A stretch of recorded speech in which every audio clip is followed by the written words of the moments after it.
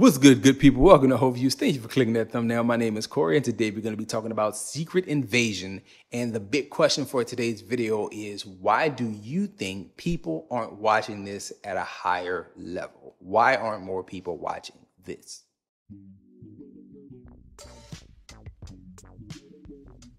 So getting into it, I want to do a recap first and then talk about the two main reasons I think you should be watching Secret Invasion.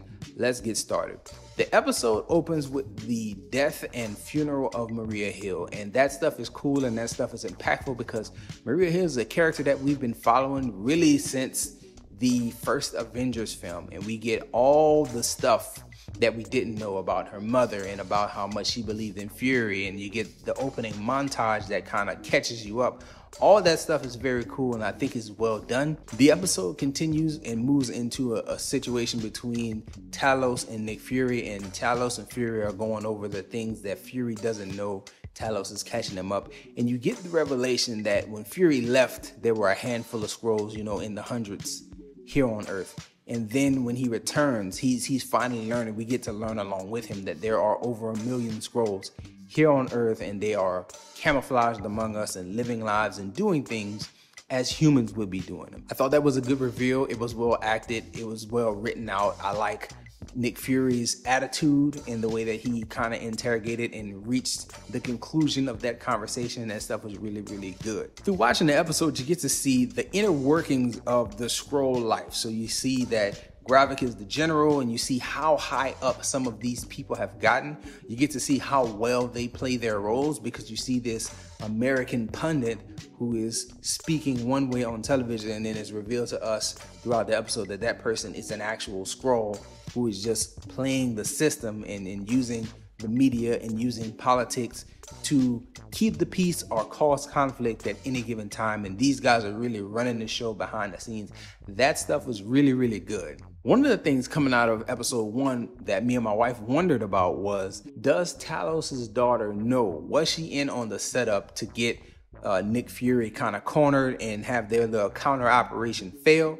Or was she kind of played along with Nick Fury and his team? Throughout the episode, and you can see her snooping throughout the episode, it's kind of revealed to us that she was played along with Nick Fury's team. So she is truly a double agent. Like, she is working along with Gravik, but she is also working to get information and feed to her father Talos and Nick Fury. So that stuff is a cool little storyline and plot device that these guys are following. You also get the awkward situation of James Rhodes, Colonel Rhodes, Rhodey, out here firing or benching Nick Fury and trying to pull him out of the game.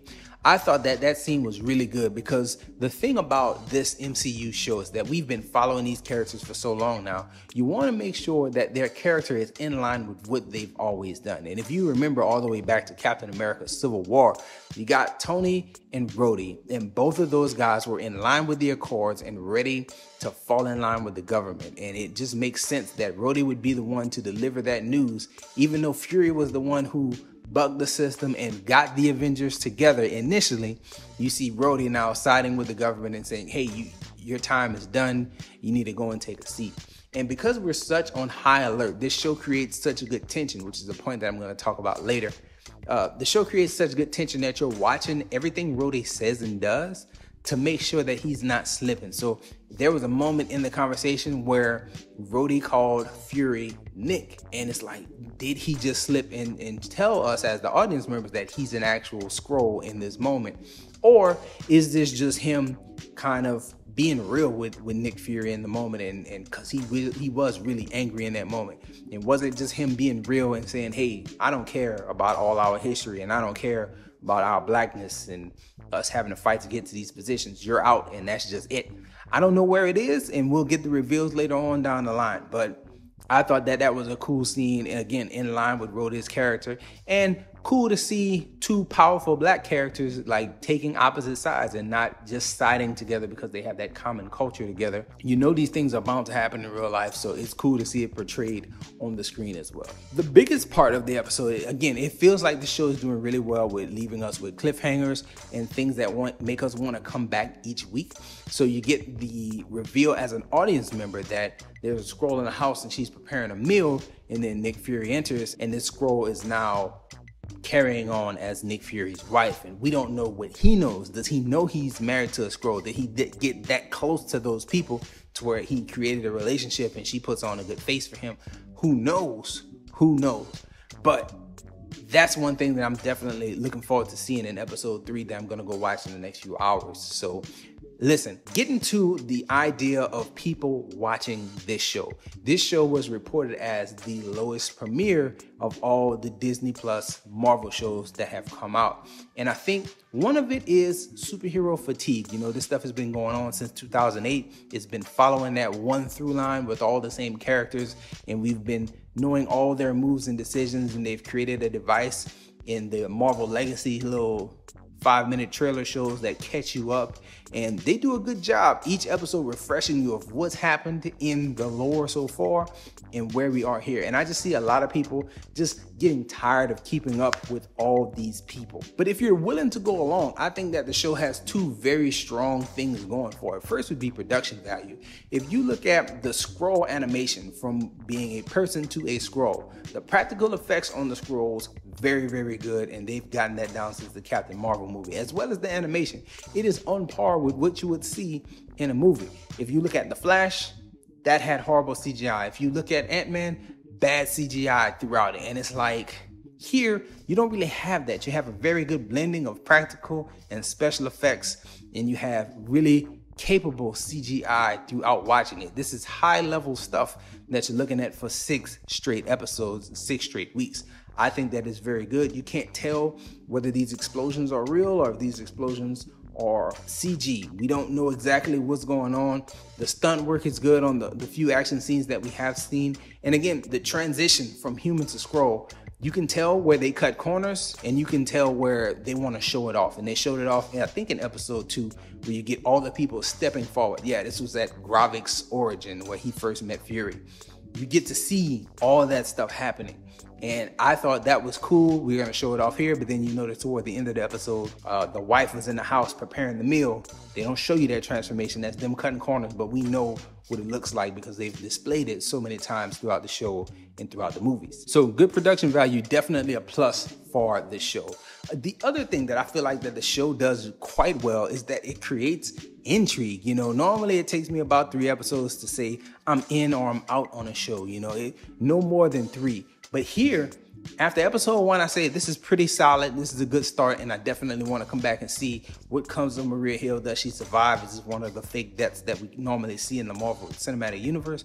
Or are they going to actually bury this character and try to move the story forward without her? Is this Kobe Smulders' exit from the role? And then you get episode 2 with the reveal to the audience that the wife is a Skrull, and we don't know if Nick Fury knows, and we want to see that reaction. So that is something that is very intriguing. We want to know, did he get that close to those people as he brought him in, that he actually married one and she just puts on a good face for him? Or is this being hidden from him and he's going to get the reveal and we're going to get to see all the emotions that come with that?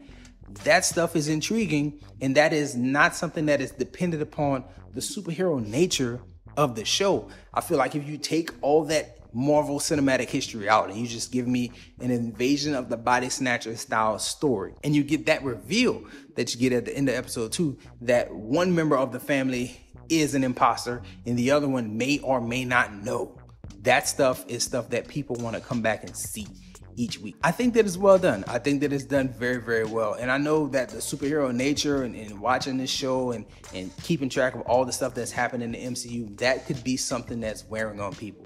But I think if you take all that stuff out and just call this a show where a guy is chasing aliens that shapeshift, it's like, this is really good. It's a really good version of that story. So I think that it's cool. I think that it's worthy of getting repeat viewers and getting people to come in and check it out. But maybe some of those other subpar shows that were not nearly as interesting from week to week, maybe those kind of got people down on the MCU shows and people aren't really willing to come back. But whatever the thoughts are, whatever the reasons are, please let me know in the comment section. Why aren't you people watching this show as much as I think they should? Do you think that it's worthy of the attention that I think it should get? Or am I overestimating and overselling the show? I think that I'm being pretty accurate and moderate as to how good it is. It's just to get the eyeballs on it, man. I think that it's deserving. And I like more people to check it out. But anyway, those are my thoughts. Let me know yours in the comment section. Please enjoy yourself, guard your heart, and go watch something good.